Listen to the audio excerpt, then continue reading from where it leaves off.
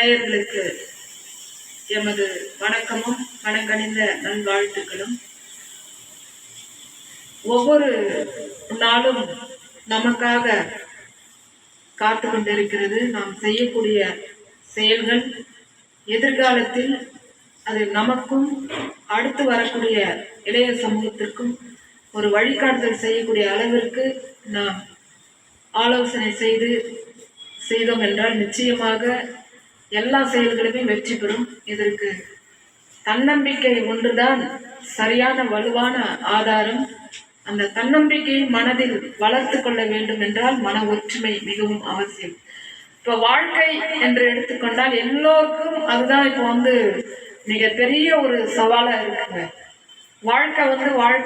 வாழ்க்கை தான். அதை எவ்வளவு பெரிய பிரச்சனையா இருந்தாலும் பார்த்தலாம் ஒரு கை அப்படின்னு சொல்லி அதை சவாலா ஏற்றுக்கொள்ள வேண்டுமே தவிர துவண்டு போயிட்டு மூளையில உட்கார்ந்து அழுறதோ கவலைப்படுறதோ வழியே இல்லைன்னு சொல்லி விழி பிதுங்கி நிற்கிறதோ இல்லை. ஆனா வாழ்க்கைக்கு பல பாதைகள் உண்டு. நம்மால என்ன செய்ய முடியும் அப்படின்னு சொல்லி நாம தீர்மானிக்கும் பொழுது நிச்சயமா அதற்கு நமக்கே நிறைய யோசனைகள்லாம் வரும். எனக்கு தெரிஞ்சுங்க, வாழ்க்கையில கணவன் மனைவி இவங்க 2 பேர் தான் சரியான கதாபாத்திரம். இந்த கணவன் மனைவி அப்படிங்கிற இந்த 2 கதாபாத்திரம் எடுக்கக்கூடிய இந்த தீர்மானங்கள் இவங்க தான் சமூகத்தினுடைய அடித்தளம். ஒரு சமூகம் இன்னைக்கு அமைதியா இருக்கு, அழகா இருக்கு, அமைதியா இருக்கு அப்படின்னு சொன்னா அதற்கு ஒரே ஒரு அடித்தளம் யாருன்னு சொன்னா ஒவ்வொரு வீட்டில் இருக்கக்கூடிய கணவன் மனைவி இவங்க 2 பேருக்குள்ள இருக்கக்கூடிய மனம் இருக்கு பாருங்க, அது ஒற்றுமை. அந்த மன ஒற்றுமை தான் சமூகத்தை மட்டும் இல்லைங்க, இந்த நாட்டுக்கே மிகப்பெரிய ஒரு வெளிச்சத்தையும் கொடுக்கக்கூடிய மிகப்பெரிய ஒரு சவால் யார் அப்படின்னு சொன்னா கணவன் மனைவி அப்படிங்கிற 2 கதாபாத்திரம். எனக்கு தெரிஞ்சு குழந்தைகளை நல்லபடியா வளர்த்து ஒரு சிறந்த மனிதனா இந்த சமூகத்துக்கு கொடுக்கக்கூடிய மிகப்பெரிய ஆளுமையும் இவங்க தான். இவங்களுக்கு அடுத்தது பள்ளியில வேலை செய்யற ஆசிரியர்கள் 2வது பெற்றோர்கள். அவங்க கிட்ட படிக்கக்கூடிய பிள்ளைகள் எல்லாமே அவங்க சொந்த பிள்ளைகளா பார்த்து, ஐயோ நம்ம கிட்ட படிக்கிற பிள்ளைகளாச்சு, இவங்களை எதிர்காலம் நம்ம கிட்ட தானே இருக்குன்னு சொல்லி ஒரு பொறுப்புணர்ச்சியோட ஆசிரியர் பெருமக்கள் 2வது பெற்றோர்களா இருந்து வழிநடத்துதல் செய்யும். இவங்க 2 பேர் தான் சமூகத்தினுடைய கால கண்ணாடிகள், பெற்றோர்களும் ஆசிரியர் பெருமக்களும். இதுல பாத்தீங்கன்னா கணவன் மனைவி சொல்றாங்க. எனக்கு தெரிஞ்சு நான் கல்லூரியில வேலை செய்யும் பொழுது ஒரு கணவன் மனைவி வந்திருந்தாங்க. அதுல அந்த பொண்ணு பாத்தீங்கன்னா கம்ப்யூட்டர் சயின்ஸ் தான் படிச்சா. நான் காலேஜ்ல ஒர்க் பண்ணிட்டு இருக்கும் போது அட்மிஷனுக்காக அந்த பொண்ணு வந்தா. 3 வருஷம் படிச்சா. அப்ப நான் அந்த காலேஜில் தான் ஒர்க் பண்ணிட்டு இருந்தேன். கம்ப்யூட்டர் பயிற்சி நல்லபடியா அவ படிச்சுட்டு மேரேஜ் பண்ணிக்கிட்டா. அதுக்கப்புறம் அவ சொன்னா கம்ப்யூட்டர் பள்ளி நான் வைக்கணும், அதுக்கான பயிற்சி நான் எடுக்கணுங்கன்னு சொல்லி தன்னுடைய கணவர்கிட்ட சொன்னான். உடனே கணவர் என்னன்னா, சரிம்மா செய்யலாம், கம்ப்யூட்டர் பயிற்சி தானே, எத்தனை வருஷம் நீ எடுக்கணும்னு கேட்டேன். நான் 1 வருஷம் பயிற்சி எடுத்துக்கிறேங்க, ஆனா அந்த படிப்பு படிச்சிருக்கேன், ஆனால் மறுபடியும் நான் பயிற்சி எடுக்கணும் அப்படின்னு சொன்னான். உடனே அவர் 1 வருஷம் அதற்கான பணம் கட்டி கம்ப்யூட்டர் பயிற்சி கொடுத்தார். நல்லா பயிற்சி எடுத்தவர் சொன்னா, நான் கம்ப்யூட்டர் ஒரு அறையில அலுவலகம் மாதிரி மாத்தி மற்ற குழந்தைங்களுக்கும் அந்த பயிற்சி தரணுங்க அப்படின்னு சொன்னான்.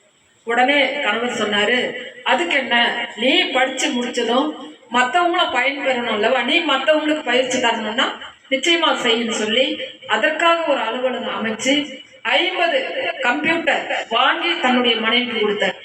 இப்ப அந்த 50 கம்ப்யூட்டர் செட்டா அமைச்சு 50 குழந்தைங்க 100 குழந்தைங்க இன்னைக்கு தினமும் கம்ப்யூட்டர் பயிற்சி எடுக்கிறாங்க.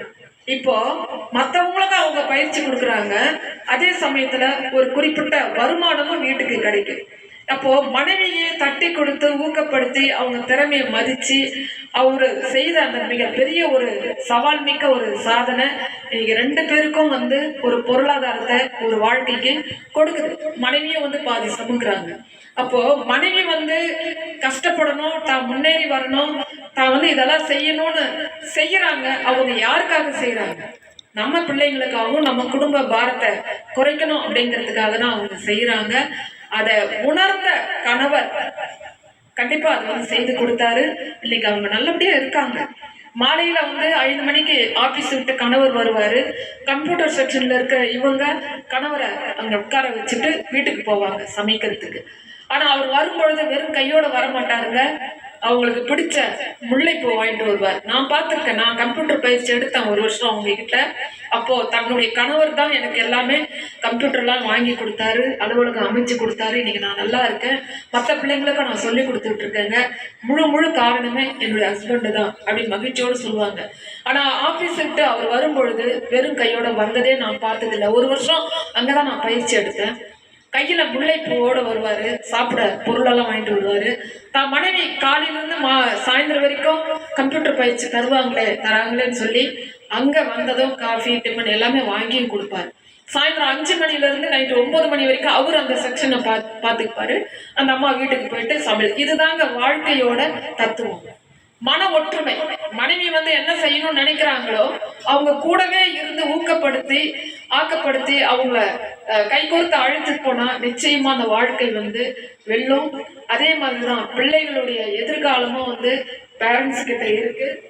பேரண்ட்ஸ் கிட்ட மட்டும் இல்ல, ஒரு நல்ல பள்ளியில அந்த குழந்தைங்களை படிக்க வச்சாலும் நிச்சயமா அந்த குழந்தைங்க ஒரு சிறப்பான எதிர்காலத்தை சந்திப்பாங்க. It is the true parents. நான் வந்து காலேஜில் ஒர்க் பண்ணும்போது சொல்றேன், பேரண்ட்ஸ் மட்டுமல்ல ஆசிரியர்களும் சிறந்த பெற்றோர்கள் தான். ஆனா அதை வந்து நாங்க எப்படி சொல்றோம்னா, காலேஜில் வந்து அசம்பிளில எல்லாம் வந்து பேசும்பொழுது மாணவர்களுடைய நான் கவனிப்போம். அவங்களுக்கு இருக்கக்கூடிய உண்மையான ஆற்றலை நாங்க தெரிஞ்சவனா, it is the true parents should also take care of their children and make culture of the citizens of the country by giving good education in the right institution. நல்ல ஒரு இன்ஸ்டிடியூட் வந்து என்ன செய்வாங்கன்னா, ஸ்பெஷலி எதிர்காலத்தை பிள்ளைகளுக்கு உருவாக்கி தரதுல அவங்க கண்ணும் கருத்துமா இருப்பாங்க. ஒரு நல்ல இன்ஸ்டிடியூட்டை பார்த்து குழந்தைங்களுக்கு கல்வியை வந்து போதிக்க வேண்டியது ஒவ்வொரு பேரண்ட்ஸோடைய கடமை. The good education in the right institution is the best quality to women students for when education is a must-in makes time. One thing I want to say, our college manager is towards taking care of the students in all respect their men as charted out so many plans for the benefit of the students future and for the all round development in our college, in our homes. ஹோமா இருந்தாலும் சரி, development மைண்டோட பேரண்ட்ஸும் development மைண்டோட ஆசிரியர்களும் ஆசிரியர்கள் ஸ்டூடெண்ட்டுக்கும் parents பிள்ளைகளுக்கும் இவங்க முழுமையான பொறுப்பை ஏற்றுக்கொள்ளும் பொழுது ஒரு குட் சிட்டிசனை நம்ம வந்து எல்லாருமே இந்திய நாட்டில் பிறந்த ஒரு இந்திய குடிமகன் சிட்டிசன்ஸ் அவங்க வந்து குட் எஜுகேஷனை கொடுத்தா நிச்சயமா வாழ்க்கையில சிறப்பான எதிர்காலத்தை பிள்ளைகள் பெறுவார்கள். சிறப்பான ஒரு வாழ்க்கையை பெற்றோர்கள் அவர்களுக்கு கற்றுத்தர வேண்டும் என்பது என்னுடைய அன்பு வேண்டுகோளாக இன்றைக்கு ஒரு நல்ல பாட்டு. இந்த நல்ல பாட்டுல பாத்தீங்கன்னா ஒரு அற்புதமான பழைய பாடல் தான். அந்த பாட்டிலேயே நீங்க எவ்வளவு பொருள் வருதுன்றத உங்களுக்காக இந்த பாட்டை நாங்க வழங்க இருக்கிறோம். இந்த பாட்டோடு உங்களோட நான் சந்திக்கிறேன் மீண்டும்.